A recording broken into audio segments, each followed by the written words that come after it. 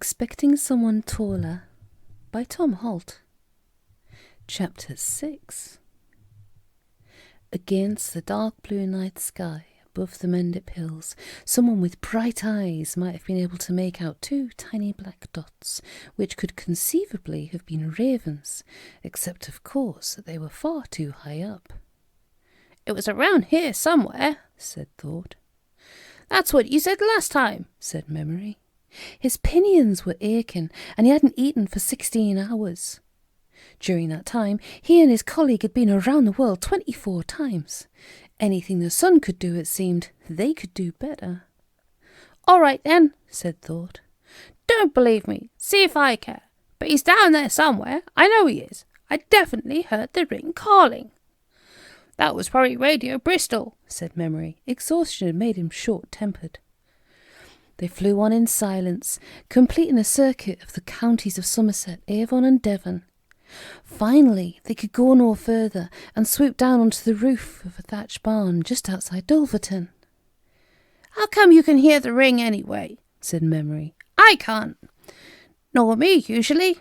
It just sort of happens, once in a while, but it never lasts long enough for me to get an exact fix on it." A foolhardy bat fluttered towards them, curious to know who these strangers might be. The two ravens turned and stared at it, frightening it out of its wits. If it's about the radio licence," said the bat, "there's a cheque in the post." "Get lost," said Memory, and the bat did its best to obey. Being gifted with natural radar, however, it did not find it easy. "Wotan's in a terrible state these days," said Thought. "Not happy at all. So what's new? He's been all over the shop looking for clues. Went down a tin mine in Bolivia the other day. Came out all covered in dust." "I could have told him he'd do no good in Bolivia," said Memory. "Perhaps he would do better if we split up. That way we could cover more ground. You take one hemisphere, I take the other, sort of thing." Thought considered this for a moment. "No, wouldn't work. You wouldn't think where to go, and I couldn't remember where I'd been. Waste of everyone's time. Please yourself. You want to go off on your own then, or what? Forget it." Thought was about to say something, but stopped. "Listen," he whispered. "Did you hear that?" "What?" "It's the ring again, somewhere over there." He pointed with his wing to the east. "Not too far away, either." "How far?" "Dunno. Stopped again." Memory shook his head. "I'm thinking of packing all of this in," he said. "How do you mean?" said Thought. "All this flying about and that. I mean, where's it getting me? It's a living, though." "Is it?" Memory leaned forward and snapped up a moth. It tasted sour. "You take my brother-in-law. Talentless little git, if you ask me. Used to run errands for the moon goddess. Then they got one of those telexes, and it was out on his ear. So he set up this courier service, 5 years ago, give or take a bit. Look at him now. Nest in the tallest forest in Saxony. Another in the Ardennes for the winter. I bet he isn't eating moss out." "Nests aren't everything," said Thought. "There's job satisfaction. There's travel. There's service to the community." "I know," said Memory. "Instead of all this fooling about, why don't we keep an eye on the girls, or Alberich? Maybe they know something we don't." Thought considered this. "Could do," he said. "It's worth a try." He stopped, and both birds were silent for a moment. "There it goes again. Definitely over there somewhere." "Stuff it," said Memory. "Let's find the Rhine daughters." Malcolm found it difficult to sleep that night. He had managed to get the thought of the two airliners out of his mind, but the meeting with Alberich was not so lightly dismissed. He had been afraid, more so than ever before, and the terrible thing was that he could not understand why. He was taller and stronger than the Nibelung, and he had the ability to make himself taller and stronger yet if the need arose. That was the whole point of the Tarnhelm. But the Nibelung had something else that made his own magic powers seem irrelevant. He had authority, and that was not something Malcolm could afford to ignore. He looked at his watch. It was 2:30 in the morning. He toyed with the idea of transporting himself to Los Angeles or Adelaide, where it would be light and he could get a cup of coffee without waking up the housekeeper. He was on the point of doing this when he heard a noise in the corridor outside. Combe Hall was so full of unexplained noises, which everyone he asked attributed to the plumbing, but something told Malcolm that plumbing made gurgling noises, not stealthy, creeping noises. Without understanding why, he knew that he was in danger, and something told him that it was probably the right time for him to become invisible. His bedroom door was locked, and he stood beside it. Outside he could hear footsteps, which stopped. There was a scrabbling sound, a click, and the door opened gently. He recognised the face of Alberich, peering into the room, and for a moment was rooted to the spot. Then it occurred to him that he was considerably bigger than Alberich, and also invisible. The Nibelung crept into the room and tiptoed over to the bed. As he bent over it, Malcolm kicked him hard. It would be unfair to Malcolm to say that he did not know his own strength. He knew his own strength very well, or rather his lack of it, but as yet he had not come to terms with the strength of Siegfried the Dragon Slayer. As a result, he hit Alberich very hard indeed. The intruder uttered a loud yelp and fell over. Malcolm was horrified. His first reaction was that he must have killed Alberich, but a loud and uncomplicated complaint from his victim convinced him that that was not so. His next reaction was to apologise. "Sorry," he said. "What the hell do you think you're doing?" "You clumsy idiot," said the Prince of the Nibelungs. "You've broken my leg." It occurred to Malcolm that this served Alberich right, and he said so. In fact, he suggested Alberich was extremely lucky to get off so lightly, since presumably he'd broken in with the intention of committing murder. "Don't be stupid," said Alberich. "I only wanted the ring." He made it sound as if he'd just dropped by to borrow a bowl of sugar. "Now back to my broken leg." "Never mind your broken leg." "I mind it a lot. Get a doctor." "You're taking a lot for granted, aren't you?" said Malcolm sternly. "You're my deadliest enemy. Why shouldn't I, dispose of you right now?" Alberich laughed. "You?" he said incredulously. "Who do you think you are, Jack the Ripper?" "Could be if I wanted to," said Malcolm. The Nibelung ignored him. "You wouldn't hurt a fly," he sneered. "That's your trouble. You never get anywhere in this world unless you improve your attitude. And did no one ever tell you that it's bad manners to be invisible when someone's talking to you?" "You sound just like my mother," said Malcolm. He reappeared, and Alberich glowered at him. "Still pretending to be who you aren't, I see," he said. "I'll be who I want to be. I'm not afraid of you any more."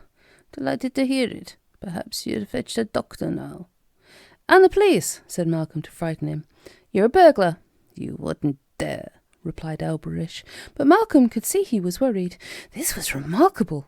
A few minutes ago he'd been paralysed with fear, and now he found the whole thing vaguely comic. Still, it would be as well to call a doctor. He went to the telephone beside his bed. "Not that sort of doctor," said Alberich irritably. "What do you think I am, human?" "So what sort of doctor do you want?" Malcolm said. "A proper doctor, a Nibelung." "Fine. And how do you suggest I go about finding one? Look in the yellow pages?" "Don't be facetious. Use the ring." "Can I do that?" Malcolm was surprised by this. "Of course you can. Just rub the ring against your nose and call for a doctor." Feeling rather foolish, Malcolm did as he was told. At once a short, stocky man with very pale skin materialised beside him, wearing what appeared to be a sack. "You old," said the Nibelung. "Where did you come from?" Malcolm asked. "Nibelheim. Where do you think? So where is the patient?" The doctor did something to Alberich's legs with a spanner and a jar of ointment, and disappeared as suddenly as he had come. "Ha, that's handy," Malcolm said. "Can I just summon Nibelungs when I want to?" "Of course," said Alberich, "although why you should want to is another matter. By and large, they're incredibly boring people." Malcolm shrugged his shoulders. "Anyway, how's your leg?" he asked. "Very painful, but it's healed." "Healed? But I thought you said it was broken." "So it was," replied Alberich calmly. "And now it's unbroken again. That's what the doctor was for. It'll be stiff for a day or so, of course, but that can't be helped. If you will go around kicking people, you must expect to cause anguish and suffering." Malcolm yawned. "In that case, you can go away and leave me in peace," he said. "And don't let me catch you round here again, or there'll be trouble." This bravado didn't convince anyone. Alberich made no attempt to move, but sat on the floor rubbing his knee until Malcolm, unable to think of anything else to do, offered him a drink. I thought you'd never ask, said Alberich. I'll have a large schnapps. Neat. Don't think I've got any of that, said Malcolm. You're supposed to be a German. Oh, well, whatever comes to hand, as long as this isn't sherry. I don't like sherry. So it was that Malcolm found himself sharing a bottle of gin with the Prince of Nibelungen at 3 o'clock in the morning. It was not something he would have chosen to do, especially after a tiring day, but the mere fact that he was able to do it was remarkable enough. Alberich made no further attempt to relieve him of the ring. He didn't even mention the subject until Malcolm himself raised it. Instead, he talked mostly about his health, or, to be precise, his digestion. Lobster, he remarked more than once, gives me the most appalling heartburn. And gooseberries. In short, there was nothing to fear from Alberich, and Malcolm found himself feeling rather sorry for the Nibelung, who, by his own account at least, had had rather a hard time. It wasn't the gold I wanted, he said. I wanted to get my own back on those damned women. Which women? The Rhine daughters. I won't bore you with all the details. Not a nice story. Alberich helped himself to some more gin. There I was, taking a stroll beside the Rhine on a pleasant summer evening, and these shriekers with no more clothes on them than would keep it fly warm. I know all that, said Malcolm. Do you? Said Alberich, rather disappointed. Oh, well, never mind. But it wasn't the powder or the money I wanted. Well, they would have been nice, I grant you. I'm not saying they wouldn't, but it's the principle of the thing. You know how it is when someone takes something away from you without any right to it at all. You feel angry, you feel hard done by, and if that thing is the control of the world, you feel very hard done by indeed. Not that I want to control the world particularly. I might not do it very badly, but it's like not being invited to a party. You feel hard done by even if you wouldn't have gone if they'd asked you. I know I'm not explaining this very well. You can get obsessive about it, you know, especially if you thought about nothing else for the last 1,000 years. Couldn't you have done something else, like to take your mind off it, got a job or something? This may seem strange, but having been master of the world for 48 hours, that's how long they let me keep the ring, you know. Doesn't really qualify you for much. And they threw me out of Nibelheim. Did they? They did. You can't really blame them. I had enslaved them and made them mine gold for me. They weren't best pleased. So what have you been doing ever since? Moping about, mostly. Feeling sorry for myself, and looking for the ring, of course. And a bit of freelance metallurgy, just to keep the wolf from the door. My card. He took a card from his wallet. Hans Albrecht and Partners, it read. Mining Engineers and Contractors, established AD 900. Most people think the date's a misprint, said Alberich, but it's not. Anyway, that's what I've been doing. A thoroughly wretched time I've had too. Have another drink, Malcolm suggested. You're too kind, said Alberich. Mind you, if I have too much to drink these days, it plays hell with my digestion. Did I tell you about that? Yes. Alberich shook his head sadly. I'm boring you, I can tell. But let me tell you something useful. Even if you won't give me the ring, don't let Wotan get his hands on it. I wasn't planning to, said Malcolm. Another? Why not? And then I must be going. It's late, and you've been a horse all afternoon. That's tiring, I know. Now about Wotan. I don't know how you've managed it, but you've got the ring to do what you wanted to. Not what I had intended when I made it, let me say. In fact, I can't remember what I intended when I made it. It's been a long time. Anyway, is there any tonic left? No, sorry. Doesn't matter. About Wotan, he's devious, very devious. But if you've got the ring on your side... Malcolm thought of something incredibly funny. I haven't got the ring on my side, he said. I've got it on my finger. Ha! They had a good laugh over that. No, but seriously, said Alberich, if you can make the ring do what you want it to, there's nothing Wotan can do to you unless you want him to. But I don't want him to do anything to me. I just want him to go away. That's what you think. Like I said, Wotan is devious. Devious, devious, devious. He'll get you exactly where he wants you, unless you're very careful, I assure you. How? That, my friend, remains to be seen. The days of armed force and violence are long gone, I'm sorry to say. It's cleverness that gets results. It's the same in the mining industry. Did I tell you about that? Yes, Malcolm lied. Go on about Wotan. Albrecht looked at the bottom of his glass. Unfortunately, there was nothing to obscure his view of it. He picked up the bottle, but it was empty. I'm going to have raging indigestion all tomorrow, he said sadly. Don't let them tell you there's no such thing as spontaneous combustion. I suffer from it continually. Wotan can't take the ring from you, but he can make you give it to him of your own free will. And before you ask me, I don't know how he'll do it, but he'll think of something. Have you any bites at all? I can get you a sandwich. A sandwich? Do you want to kill me as well as breaking my leg? No. Don't you let go of the ring, Malcolm Fisher. If I can't have it, you might as well keep it. It will be safe with you until you're ready to give it to me. Malcolm looked uncomfortable at this. Albrecht laughed. Of your own free will, I mean. But that won't happen until it isn't a symbol of power any more. Only a bit of old jewelry. It'll happen, though. You mark my words. See how it ends. How do you know? I don't. Albrecht rose unsteadily to his feet. Time I was going. How's your leg? Oh, my leg, God, that's fine. It's my stomach I'm worried about. I'm always worried about my stomach. We self-dwarves were created out of primal flux of the earth's core. We have always existed, and will always exist, in some form or the other. You can kill us, of course, but unless you do, we live forever. The problem is, if you are made largely of sulfur, you are going to suffer from heartburn, and then there's nothing at all you can do about it. Oh, past however many it is million years, I've tried absolutely every remedy for dyspepsia that has ever been devised, and they're all useless. All of them. In all the years I've been alive, there was only one time I didn't have indigestion. Do you know when that was? The 48 hours when I had the ring. Good night. You can stay here if you like, said Malcolm. That's kind of you, but I've got a room over at the Blue Boar. The fresh air will clear my head. I'll see myself out. That reminds me, how did you get in here? Through the front door. I have a way with locks. And how did you find me in the first place? Easy. I smelled the thing.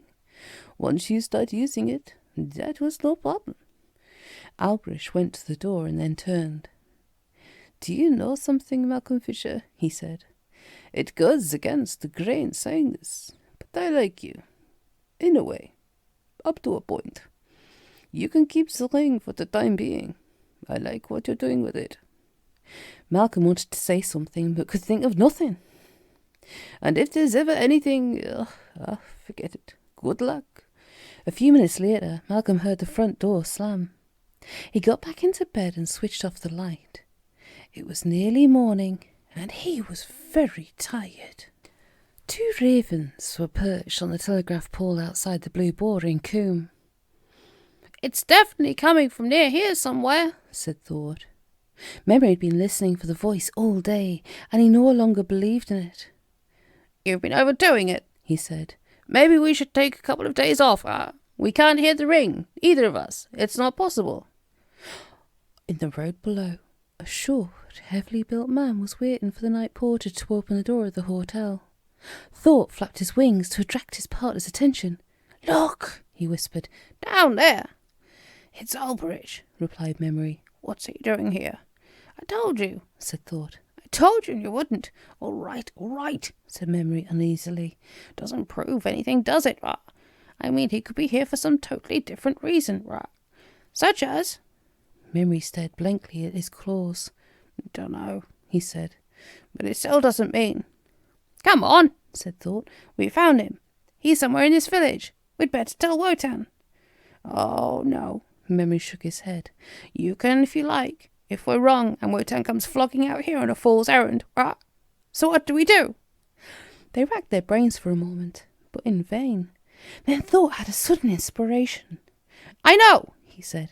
We'll tell Loki. Then it'll be his duty to pass on the message to the boss. The 2 ravens laughed maliciously.